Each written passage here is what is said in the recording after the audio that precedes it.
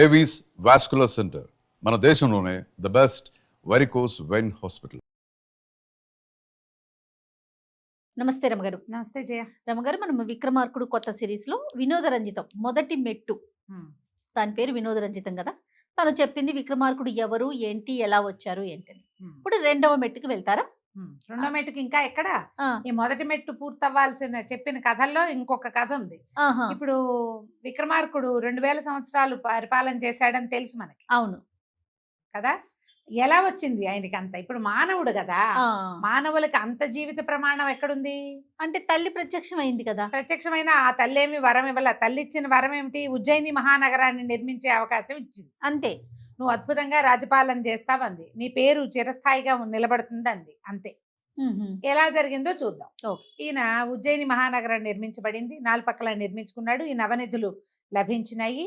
ఆ దేశం చాలా అసలు క్షామాలు అనేవి లేకుండా, అతివృష్టి అనావృష్టి లేకుండా ఎంతో అద్భుతంగా నడుస్తుంటే ఆ కాలంలో ఏమైందట, దేవతల స్వర్గంలో ఒక ప్రత్యేకమైన ఈ కథ నడుస్తుంది. ఈ దేవతల్లో రంభ, ఊర్వశి, మేనక, తిలోత్తమ, కృతాచి ఇలాంటి బోల్డంతమంది అప్సరసులు ఉన్నారు. అయితే ఎవరి నాట్యం చాలా బాగుంటుంది అనేది ఒక వాదన వచ్చింది. రంభ ఆవిడ ఎక్కడి నుంచి వచ్చింది? పాల సముద్రంలో అప్సరలు అందరితో పాటు వచ్చింది. వాళ్లలో అగ్రగణ్యురాలు రంభ. పైగా ఈవిడ నలకూబరుడి ప్రేయసి. అసలు ఏ సమయంలో అయినా ఎప్పుడైనా దేవేంద్రుడు తలుచుకోగానే రంభే అన్నిటికి. అయితే ఊర్వశి విష్ణువు యొక్క తొడ నుంచి పుట్టింది. నరనారాయణులని ఛాలెంజ్ చేసినప్పుడు ఆయన తన తొడలోంచి ఊర్వశిని పుట్టించాడు. నారాయణుని తొడలోంచి పుట్టింది. ఆయన ఇట్లా తొడ సరిస్తే అందులోంచి వచ్చింది అపురూప సౌందర్యవతి అయిన ఊర్వశి. ఆమె మరి భగవంతుడి మీద శరీరం నుంచి పుట్టింది కదా, ఆమె గొప్పదని కొంతమంది అనేవాళ్ళు. వీళ్ళిద్దరికీ ఒక వాదన ఎప్పుడు నడిచేది. వీళ్ళిద్దరిలో ఎవరిది ఉత్తమమైన నాట్యము అనేది ఒక ప్రశ్న ఉంటూ ఉండేది. అప్పుడు నారదుల వారు ఒకసారి వచ్చాడట ఈ వాదనలు జరుగుతున్నప్పుడు. ఆ రోజున నాట్య ప్రదర్శన అయింది. ఎవరిది ఉత్తమ నాట్యం అంటే కాసేపు ఆవిడ బాగుంది, కాసేపు ఈవిడ బాగుంది, డిసైడ్ చేయలేకపోయారు. అప్పుడు నారదుడు ఏమన్నాడంటే, దీనికి ఏముంది, ఇలాంటి ప్రశ్నలకి సమాధానం చెప్పాలంటే మామూలు వాడు కాదు, సార్వభౌముడు ఒకడు ఉన్నాడు, అతను చాలా గొప్పవాడు, అతనైతే ఇట్లాంటి ప్రశ్నలకి చక్కగా చెప్తాడు సమాధానం అని అతన్ని పిలిపించమన్నాడు.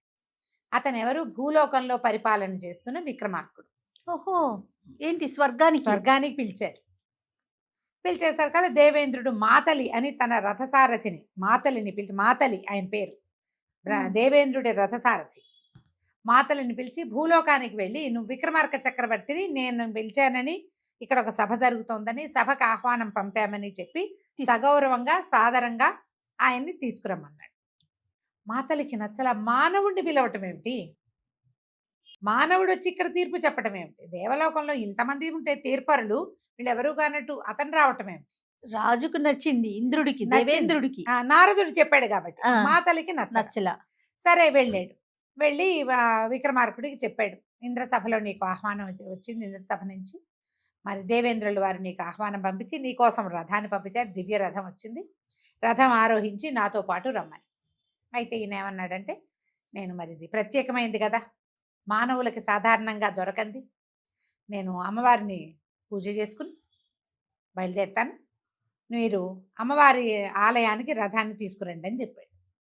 తన దారిని తాను అమ్మవారి దర్శనానికి వెళ్ళాడు, కాళికా దర్శనానికి.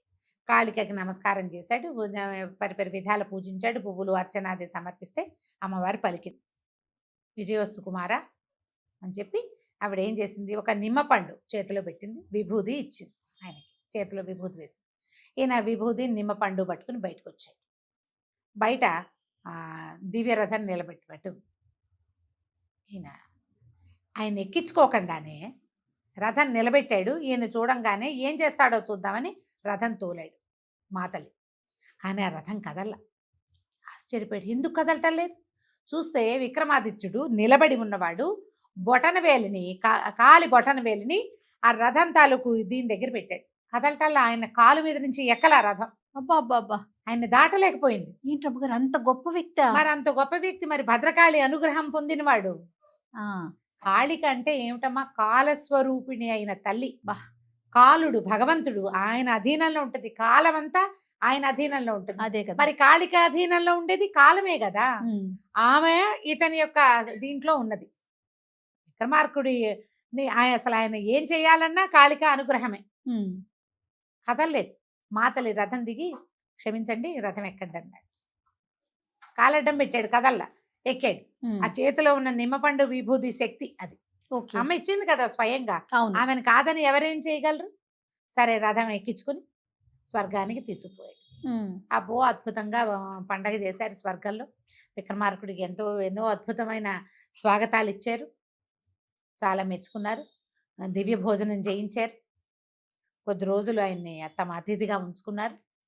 అప్పుడు చెప్పారు, మాకు ఇక్కడ ఎప్పుడు ఒక వాదన నడుస్తూ ఉంటుంది, రంభా ఊర్వశులలో ఉత్తమ నాట్యగత్తె ఎవరిది ఉత్తమ నాట్యం అని అడిగారు.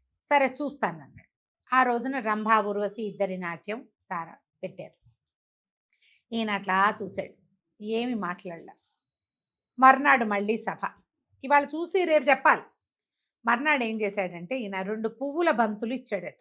ఎవరికి? రంభా ఊర్వశికా? రంభకి ఊర్వశికి పువ్వులతో చేసినటువంటి బంతులు లాంటివి 2 కథలు చెప్తారు జయ. మెళ్ళో దండ వేయించాడని ఒకటి, ఈ మనం తీసుకున్న కథలో పువ్వుల బంతులు. చిన్న పూబంతి పట్టుకుని ఈ పూబంతిని పట్టుకుని నాట్యం చేయండి అన్నాడు. ఇద్దరు ఆ బంతులు చేత్తో పుచ్చుకున్నారు, బోళ్ళ సేపు నాట్యం చేశారు. ఈ పువ్వుల బంతిలో ఈయన ఏం చేశాడట, కొన్ని విషపు క్రిములని పువ్వుల బంతిలో పెట్టి కుట్టించాడు. ఉహుం, ఊర్వశికి పోటీ పట్ల ఏమీ లేదు. తన నాట్యం తన సంతోషంగా నాట్యం చేయటమే తప్ప ఆమెకి నన్ను ఎవరైనా ఓడిస్తారని, నేను ఓడిపోతానని, లేదా నేను ముందుండాలని, నేను వెనకుండాలని ఏమీ లేదు. భగవత్ ప్రసాదం వల్ల జన్మించింది, హాయిగా అలాగే ఆ ప్రసాద మహాత్మ్యంతో స్థిమితంగా ఉంటుంది. రంభకి ఒక లోపల ఉద్రేకం ఉంది ఆమెకి. నేను ఇక్కడ ముందొచ్చా, నేను గొప్పదాన్ని, గొప్ప అనిపించుకోవాలి, ఎప్పుడు నా పేరే వస్తుంది ముందు, ఇప్పుడు కూడా నా పేరే ముందుండాలి అని ఒక లోపల ఒక ఉద్రేకం ఉంది. ఈ ఉద్రేకం ఉన్న వాళ్ళ పిడికిళ్ళు బిగుసుకుంటాయి సహజంగా. దేవతలైనాను ఆమె ఈ బంతిని గట్టిగా పట్టుకుంటుంది. పట్టుకునేసరికి అలా లోపల ఉన్న విషపు క్రిముల తాలూకు ముళ్ళు గుచ్చుకుంటున్నాయి, నొప్పి, సరిగ్గా చేయలేకపోతాం. ఊర్వశి ఊరికే ఆ బంతిని ఎట్ట పట్టింది, బంతి కదలటల్లా, ఆమె హాయిగా నాట్యం చేసుకుంటుంది. అదేలే, ఏమీ ఒత్తిడికి లేదు. గురవట్లా. ఒత్తిడి లేదు, ప్రెషర్ ఎప్పుడు లేదో అప్పుడు ఉత్సాహం బాగుంటుంది. అంతే కదా. ప్రెషర్ వల్ల ఏమవుతుంది, పనిలో దాని ప్రభావం చూపిస్తుంది. జయ, ఏనాటి కథ ఇది చూడండి. నువ్వు ఒత్తిడికి లోనైతే, నువ్వు ప్రెషర్కి గురైతే ఆ. నీ పని మీద దాని ప్రభావం ఉంటుంది అని చూపించారు. చూడండి. అయితే నాట్యం అయిపోయింది, పెద్దగా జనాలు పసిగట్టల. నాట్యం అయిపోయాక ఈయన చాలా బాగుందని చప్పట్లు కొట్టాడు. మీ అరిచేతులు చూపించండి అన్నాడు. ఇద్దరు అరిచేతులు చూపించారు. బంతి నలగలేదు ఊర్వశి చేతిలోది, చేతికి ఏమీ కాల. రంభాదేవి చేతుల్లో ముళ్ళు, చేతులు నిండా ఎర్ర ఎర్ర గుర్తులున్నాయి, బంతి నలిగింది. ఈయన చెప్పాడు, ఊర్వశి ఉత్తమ నాట్యగత్తె. ఊర్వశిలాగా నాట్యం చేసేవాళ్ళు నాట్యగత్తెలకి కావాల్సింది నాట్యము, అభినయము, కౌశలము, వాటన్నిటితో పాటు కావాల్సింది ఏంటంటే తమ మీద తమకి నమ్మకం, కాన్ఫిడెన్స్ అంటాం దాన్ని మనం. కాన్ఫిడెంట్గా లేని నాట్యము గొప్ప నాట్యం అనిపించుకోదు. కాన్ఫిడెన్స్ ఉంది కాబట్టి ఊర్వశి అద్భుతమైన నాట్యగత్తె. ఆమె చేతిలో పువ్వుల బంతి అసలు వసివాయి లేదు, వసివాడలా అలాగే ఉంది. పువ్వులు నలిపేసిన రంభాదేవి 2వ స్థానమే అని చెప్పి సభికులందరూ అసలు ఇది ఏం పద్ధతి, ఎంత చిత్రమైన పద్ధతి, ఎంత బాగా తెలివిగా తెలుసుకున్నాడు. చాలా సంతోషించారు. రంభ కూడా నిజమే, నాకు కాన్ఫిడెన్స్ లేదని ఒప్పుకుంది. ఆమె కోపం రాల, నిజం. తర్వాత నేను పాల సముద్రంలో నుంచి పుట్టానని గొప్ప పడితే భగవంతుడి తోడ నుంచి పుట్టానని ఆమె ఎంత గొప్ప పడాలి అని తగ్గిపోయింది. నా పని అది, ఊర్వశి పని ఊర్వశిది అని సర్దుకుని ఊరుకుంది. అసలు ఏమీ లేదు, మాటే లేదు. అయితే ఈ విక్రమార్కుని ఎన్నో పరిపరి విధాలుగా మెచ్చుకున్నారు. ఈ దేవేంద్రుడు ఆయనకి చాలా అద్భుతమైన వరాలు ఇచ్చాడు. ఏమని చెప్పాడంటే, 1000 సంవత్సరాలు జీవిస్తావు నువ్వు. ఈ జీవించటం అనే మాటని 1000 సంవత్సరాలు రాజ్యం చేయి భూలోకంలో నువ్వు అని దీవించాడు. నీకు వరం ఇస్తున్నాను, 1000 సంవత్సరాలు రాజ్యపాలన చేస్తావు నువ్వు, భూమండలాన్ని రాజ్యం పరిపాలిస్తావు. నీ తాలూకు ఈ గొప్పతనానికి మెచ్చి నీకు ఒక అద్భుతమైన నవరత్న ఖచ్చిత సింహాసనాన్ని పంపిస్తున్నాం మేము. నువ్వు రథం ఎక్కి భూలోకంలోకి వెళ్ళేసరికల్లా నీ ఆస్థానంలో ఆ సింహాసనం ఉంటుంది. ఆ సింహాసనాన్ని ఎక్కి 1000 సంవత్సరాలు భూమండలాన్ని అద్భుతంగా పరిపాలిస్తావు. నీ తాలూకు ప్రజలందరూ కూడా నిన్ను వేనోళ్ళ పొగొడతారు. నీ రాజ్యంలో ఎలాంటి సమస్యలు ఉండవు అని అనేక వరాలు ఇచ్చాడు.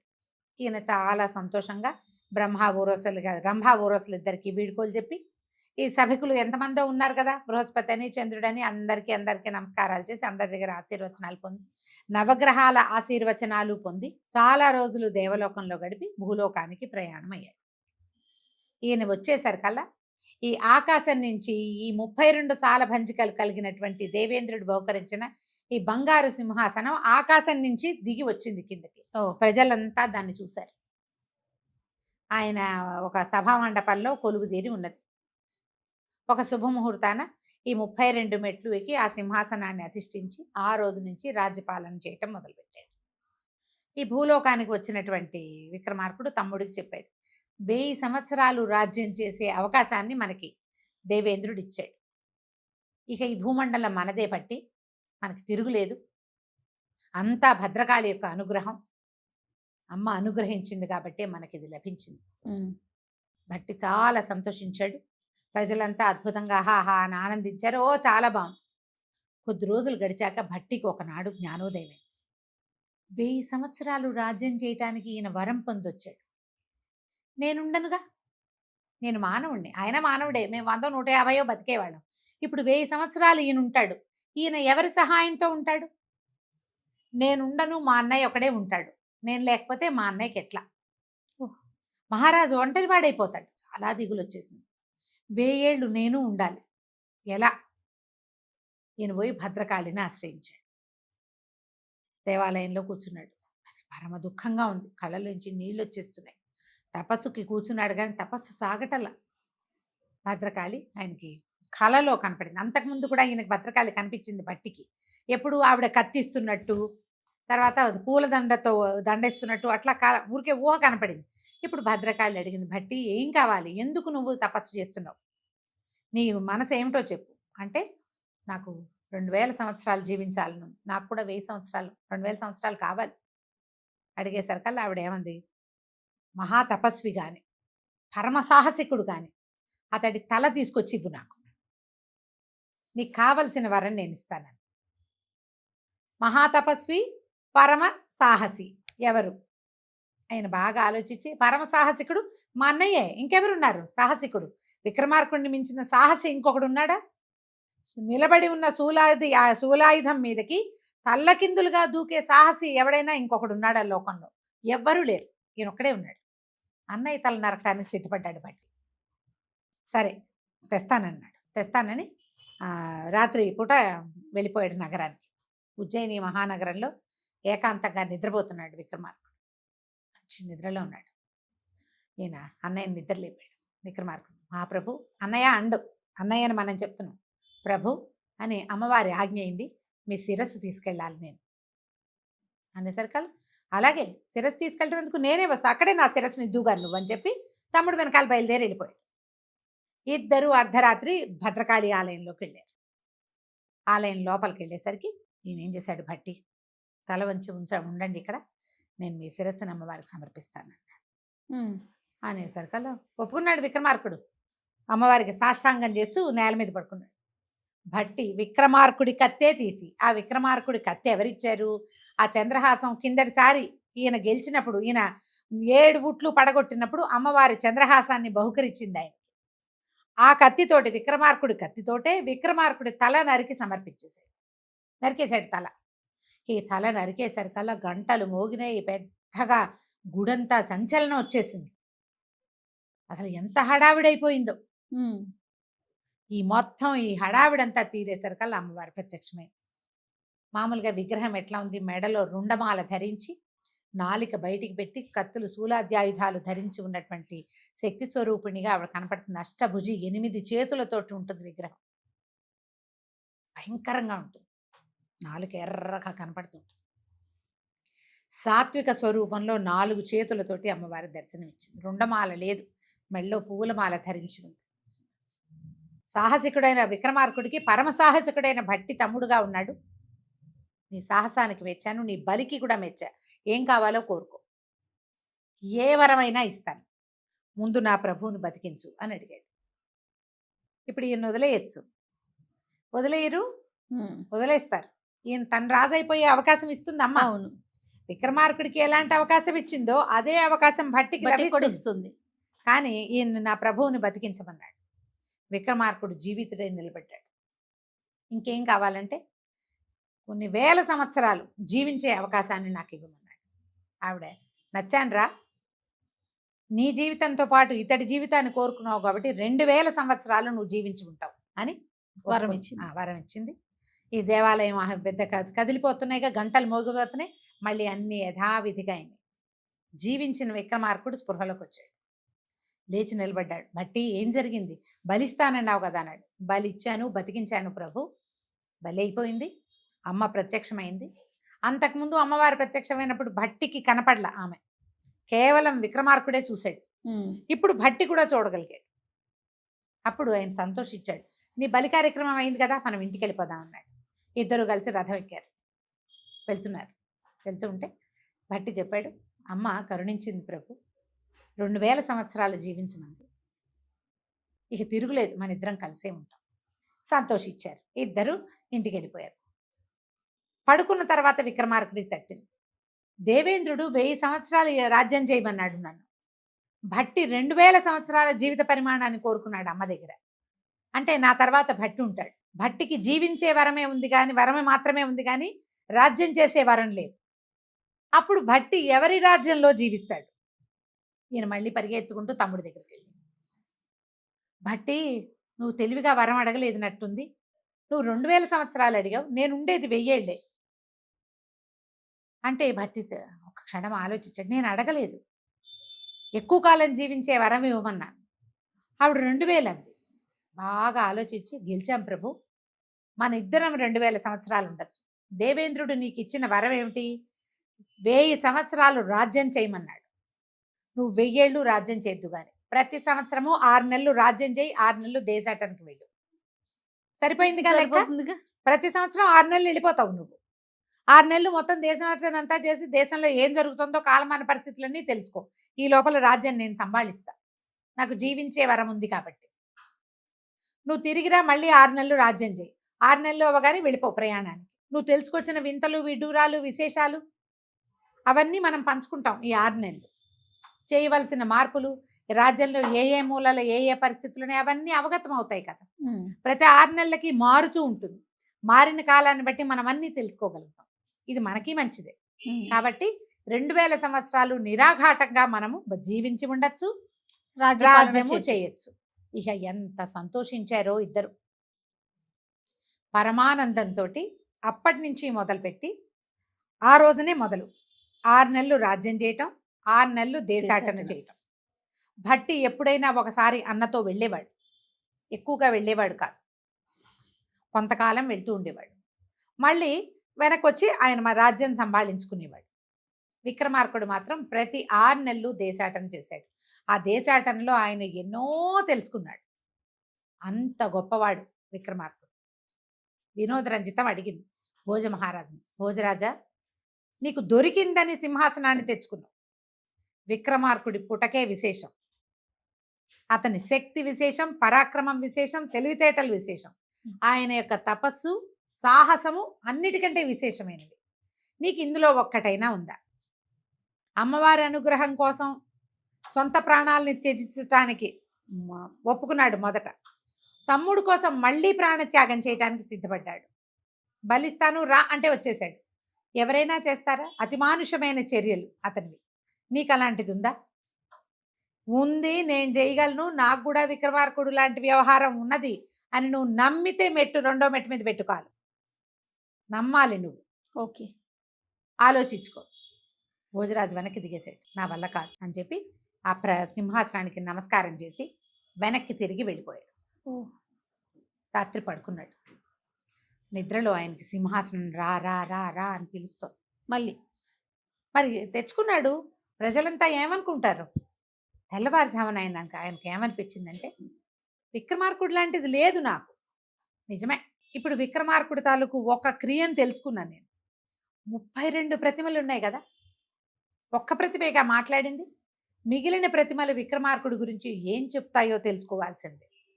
సింహాసనం మీద కూర్చోటానికి కాదు, విక్రమార్కుడి సంగతి తెలుసుకోవాలి అని మనసులో నిశ్చయించుకున్నాడు. రేపు ఉదయం మళ్ళీ ప్రయత్నం చేద్దామని దండం పెట్టుకుని నిద్రపోయాడు. మర్నాడు ఏం జరిగిందో, రెండో ప్రతిమ ఏం చెప్పిందో మనం వచ్చే భాగంలో తెలుసుకుందాం. తప్పకుండా రమ్మగారు. నమస్తే. నమస్తే.